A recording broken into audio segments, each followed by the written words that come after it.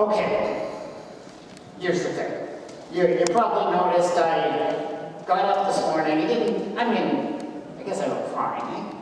But I didn't dress up quite as much as I usually do, because you know what? I gotta admit, I get tired of it sometimes. You know, things happen in the world, like did you hear about something that just happened recently? It was April 25th, 2015, just what, a week or two ago? Terrible earthquake. I know you heard about it, I know you've seen the pictures, and it was 7.8 on the Richter scale, and they don't even really know.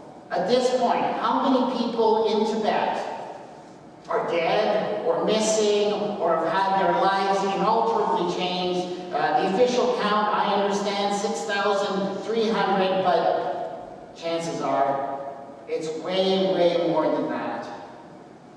And you know what? This happened in Tibet, and the people of Tibet, they are good people. They try and do their best. They live in this world as best they can, and honestly, they've had it rougher than a lot of people. I mean, they don't have a government that looks out for them. They have dealt with all kinds of trouble, and haven't the people of Tibet just had enough? And you know, when things like that happen, and if this was just a one time, maybe it wouldn't be a big deal, but you all know it's not one time. And people look at me and they say, okay, Scott, explain that. Why would there be a God who is good and just and righteous and actually cares, like you seem to say all the time?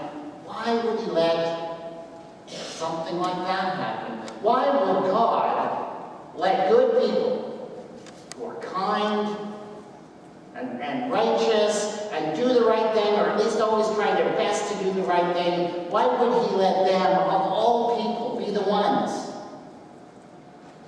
who get cancer, who get other terrible diseases, who have really bad things happen to them?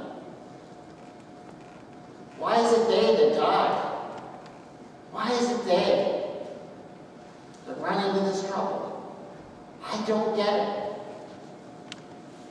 And I gotta tell you, I get tired. I mean, it's exhausting defending God sometimes, looking around at the world and all the things that go wrong and for which there are no explanations. And I just want to say, wouldn't it be easier? Wouldn't it be easier to just give up and say, you know what, I don't want to defend this idea of God anymore. What need have we? What good comes out of trying to defend a God who allows things like this to happen? Wouldn't it be easier? So I put on my short sleeve shirt. It was a nice day. Came, but you know what? Unless somebody's got a reason why in this world where we find ourselves, why we need to continue to defend a God who lets things like that happen, I don't know. I don't know if I can keep doing it. So, what do you say? Are there any answers?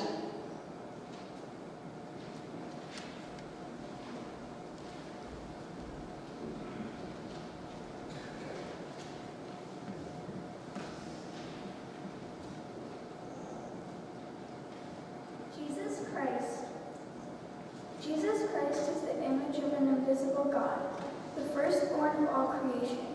For in him all things in heaven and on earth were created, things visible and invisible, whether thrones or dominations, or rulers or powers. All things have been created through him and for him. He himself is before all things, and in him all things hold together.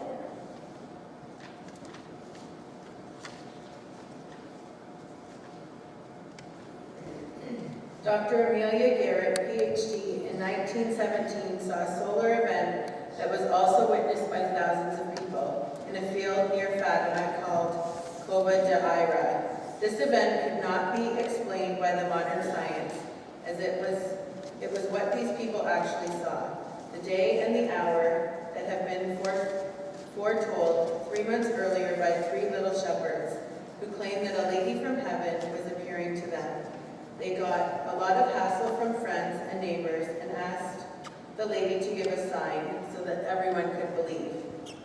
She promised to give a sign at noon on October 13th, 1917.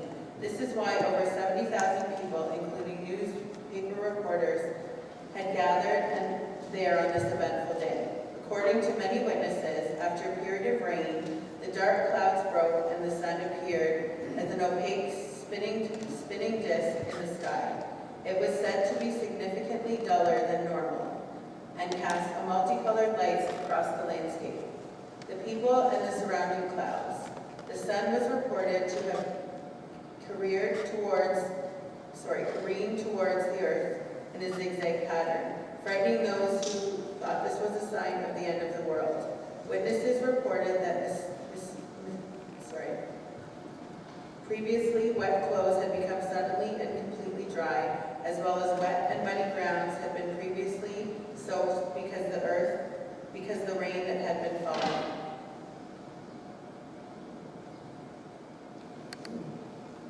What about Joseph of Cupertino? He was born in 1603 in a stable. He had visions his whole life that would cause him to be detached from all external stimuli. It is said that the life of the saint was marked by ecstasies and levitations. The mere it is said that the life of the saint was marked by the mere mention of God or spiritual matter was enough to take him out of his senses. At Mass, he frequently floated in the air in rapture. Once, as Christmas carols were being sung, he soared to the high altar and knelt in the air, raptured in prayer. On another occasion, he ferried across 36 feet high through the air to the top of the Calvary Creek as easily as one might carry a straw. He was deemed disruptive by his religious supporters and superiors and church authorities. However, and was eventually confined to a small cell, forbidden from joining any public gatherings of the community. After his death, he was canonized and became patron saint of aviation, astronauts, and mental illness. Okay, if I understand what you guys are saying, there are things out there that people call miracles, things that capture people's attention, get people swept away. But you know, for one thing, I wasn't there. I can't examine those things. I can't say whether or not it really happened. And, you know, really, sometimes people who experience really dramatic things, they're kind of unreliable. They go off their head. They get swept away. You know, they do drug trials. And they will give people this drug that has been developed. And they will give people something called a placebo. Just, you know, sugar pills or some treatment that doesn't do anything. And you know what sometimes happens? Sometimes people who are sick get better taking the placebo. And sometimes the placebo does better than the actual drug. So maybe when people get swept away and diluted, amazing, strange things can happen. But I don't know, I'm not convinced. You don't need God for that, do you? I don't know, I think it's, you guys, maybe you want to be Christians. But I don't think I'm quite there right now. So, I'll let you guys sing the song. All right, guys, what else you got?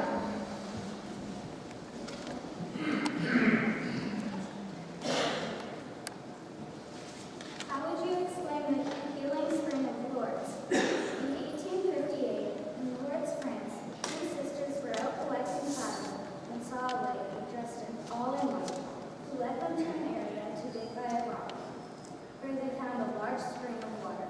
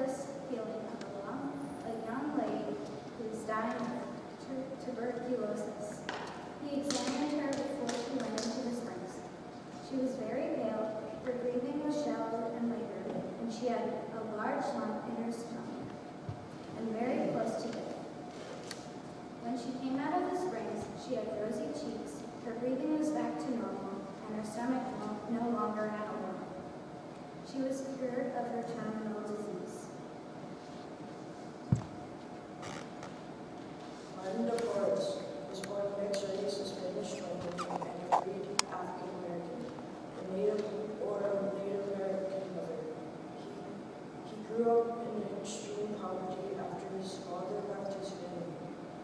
Martin prayed every day he wanted to be a priest. The only route to Martin was to ask his Dominicans of the Holy Rosary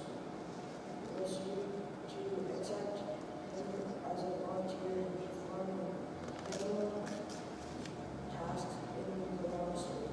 It was during this time he was doing kitchen duty, laundry, beginning a barber, and that Martin also performed many miracles. He took care of the sick, often curing people with a glass of water.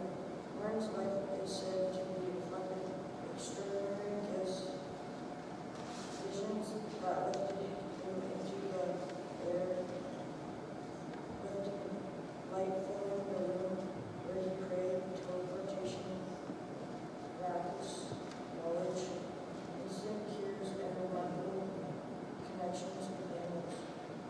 Witnesses have seen him performing miracles in 2 places at one time. He is patron saint of clichés and of innkeepers, barbers, and public health workers. Right. I guess what you're saying is there are some things I can't explain, things that maybe have happened that maybe at least some people saw that I can't quite explain. And you know what? I can be humble somewhat. I can admit there are some things I can't explain, but does that mean there is no explanation? I mean, throughout history there have been lots of things that people can't explain, and eventually, maybe it took time, maybe it took work and research, but eventually science caught up and explained those things. So just because I don't have an explanation now doesn't necessarily mean that there isn't an explanation or there isn't going to be an explanation. I don't know, I think you're going to have to do a little better than that.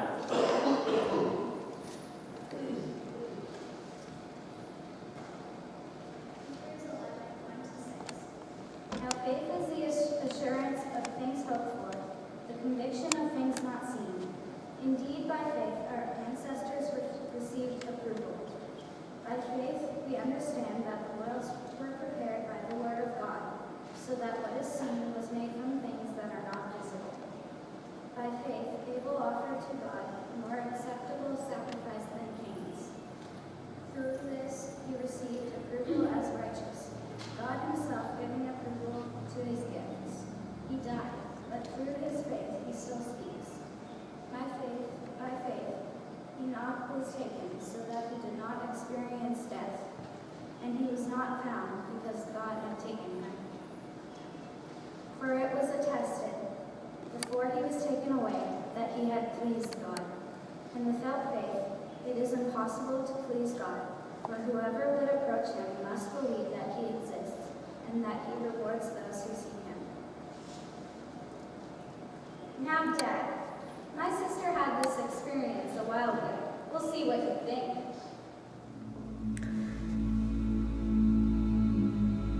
The night before,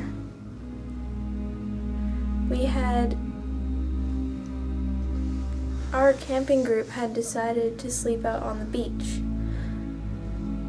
And we'd all gone to bed all right, and the next morning, I woke up and I was one of the first people awake. And when I woke up, the sun was barely peeking out over the top of the trees, and it was just hitting the water, and the water was glistening ever so slightly. And then as the sun started to rise a bit more, a fog started to rise over the lake until it was a meter high, and it was just drifting so peacefully over the lake. And the water was lapping so gently against the water, it was almost a whisper. There were no birds, just a soft breeze, and could feel something there. And it wasn't anything small either. It was something overwhelming, and I immediately knew that I felt that it was God and His presence there. And so I turned over to my friend who was sleeping next to me, and I shook her shoulder and I said, "Becca, look, can you see how beautiful it is? Can you feel that?" She lifted her head and she went, "Oh, that's nice," and then went back to sleep. And I don't know if it was something that only certain people could feel, or it was just that moment for me, but I know what I felt and what I saw was real, and in that moment I believe I felt the presence of God. Maybe, Gabrielle had a really extraordinary experience. Maybe she experienced the presence of God. That's her experience. How is her experience supposed to convince me? I can't have her experience to convince me. So what point is that to talk about other people's experience? Okay, but what if you were that person lying beside her? You saw it, but you didn't realize what you see because you didn't really look.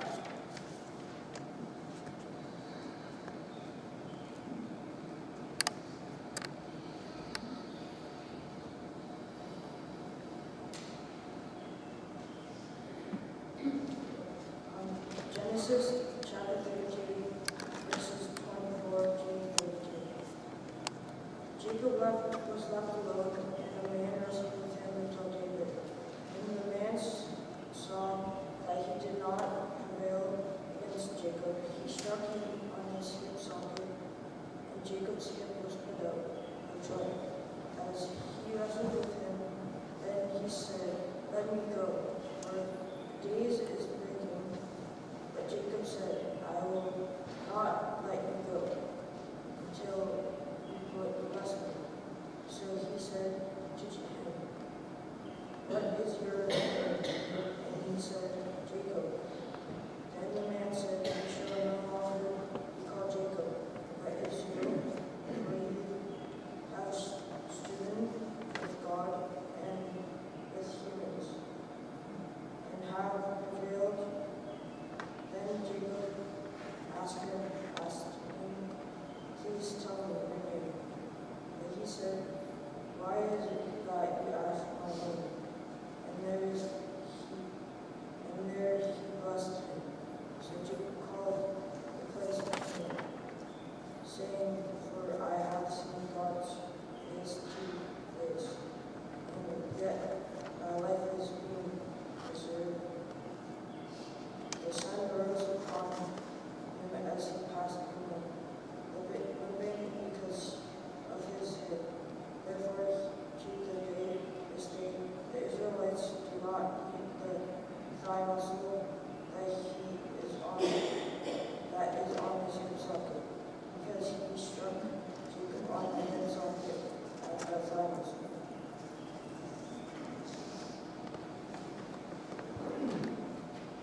Okay, Scott. Yes, Isabella? You said that you sometimes struggle with the things that happen in this world, especially the things that go wrong or that are unjust. You said that you get tired of defending God in the face of such things. But I think you should know that people who believe in God are just as much bothered by these things as you are. And they don't have the answer for these things either.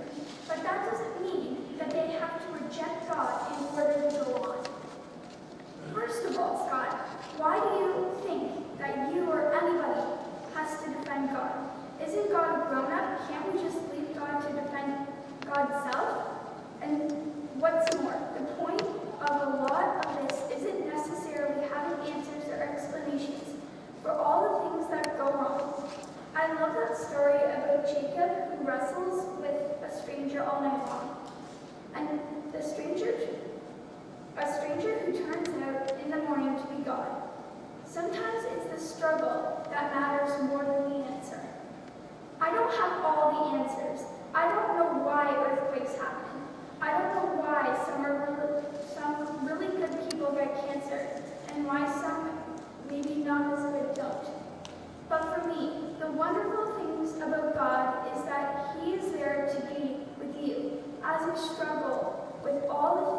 that you don't understand or that go wrong. Scott, I think you need that wrestling partner. Someone who will take your criticisms and complaints about this world and will still love you and remain with you. God doesn't care if you have all the answers to defend him, but he sure would love to engage you as you go through all your troubles in your life. That's how I think anyways. Well, Isabella, you are a pretty wise young woman, aren't you? You know, as I look back at my life and think of those times when I've been upset by the things that have happened, usually when I've grabbed onto some answer, some explanation, that's when I feel bad, when I feel like I have to defend God. That doesn't really work, but like you say, do I need to defend God? Can't God defend God's self? And maybe that's not my job. But as I look back and I think about those times when, yes, I got mad at God and I struggled with God, and, you know, like Jacob, I wrestled with God, and there was give and take. And maybe at the end I didn't have the answers, like you say, but I learned a lot in that struggle. And I grew a lot in that struggle, and sometimes maybe it's not who wins the wrestling match, it's being in the wrestling match. Sometimes it's you need somebody to be there to engage you and struggle with you as you struggle with all of this stuff, and maybe we don't need answers. Well, we want answers, but we're not necessarily going to get them, but we do have a God at least who will join us in the struggle. And I think that's something anyways. You know what? I don't have all the answers, but maybe sometimes that's okay. Because I do have a God who joins me as I go on this path, and I have a Lord Jesus who decided to enter into human experience, and to experience it all with me, all of the troubles, all of the problems, who even went all the way to die. A criminal, falsely accused, but to die. Wow, that's injustice. But that didn't prove that God didn't exist. It showed God's love. In the midst of all of the trouble and all the injustice and all the stuff that goes wrong, you know what? I think maybe the journey is a little more important sometimes than where you're going if you don't know where you're going. And I'm glad to have a companion to help me on this journey. So you know what? Will you guys let me in your group? Yeah? All right. I think I'm going to join your group. All right, here we go. So why don't we all join together? Oops, there's that. I don't.